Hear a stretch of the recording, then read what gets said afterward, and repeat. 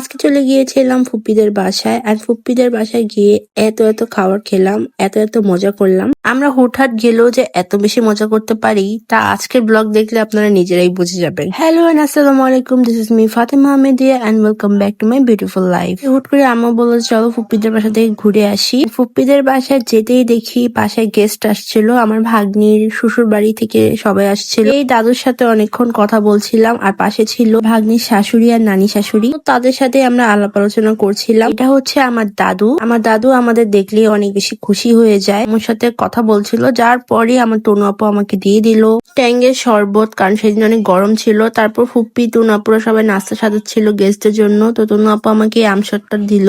এটা নোয়াখালী থেকে আনানো হয়েছিল। এই যে এখানে সবাই মিলে নাস্তা করতে বসে গেলাম। সো এখানে নাস্তায় অনেক কিছুই ছিল, তো নাস্তা করছিলাম আর সবার সাথে টুকটাক কথা বলা হচ্ছিল।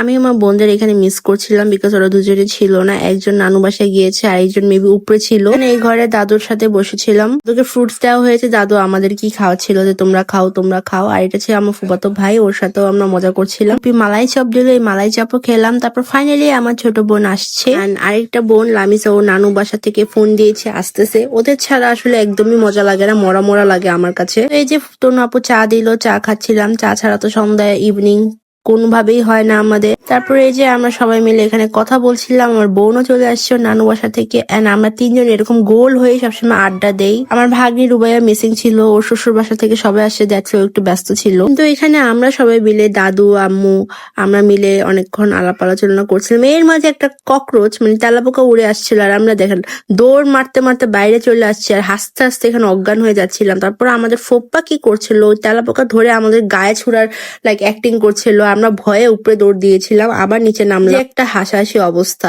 তারপর আবার এই যে দাদু পান খাচ্ছিল, আমরা এরকমই দাদু যখন পান খায় আমরা পাশে বসে থাকি, পান ছেঁচে দেই। আর আমাদের দাদু আমাদের দেখলে অনেক বেশি খুশি হয়। সবাই আমার দাদুর জন্য দোয়া করবেন, আমাদের দাদু সুস্থ থাকে, আমাদের পাশে অলওয়েজ থাকে। এমনিতে মুরব্বী হচ্ছে একটা ছায়া, মুরব্বীরা যখন থাকে না তখনই তাদের কমতি বোঝা যায়। এরই মাঝে গেস্টরা খাওয়া দাওয়া করে চলে যাচ্ছিল। তারপর আমরা খাওয়া দাওয়া করতে বসে গেলাম। খাওয়া দাওয়া ফুপ্পি এতগুলা রান্না করেছে, আমাদের সবগুলা এত করে দিয়েছে, পুরো খাবারে আমি শেষ করতে পারিনি। খাবারে ছিল সাদা পোলাও, টিকা, তারপর ছিল ডিম কোরমা, আর আমি এখানে তো স্যালাড নিয়ে নিচ্ছিলাম। ফুপ্পির হাতে পোলাও বরাবরের মতো অনেক মজা, তাই আমি খুবই এনজয় করে খাচ্ছিলাম। তারপর নিয়ে নিলাম এখানে রোস্ট। আমার মতো রোস্টের রান পছন্দ করো না কে কে? তারপর দেখেন আমার ফুপ্পির কাজ, কতগুলা গরুর মাংসের টুকরা দিয়ে দিয়েছে। আমার এই গরুর মাংস খেতে খেতে পেট ভরে গিয়েছিল, এত মাংস এত ডিম।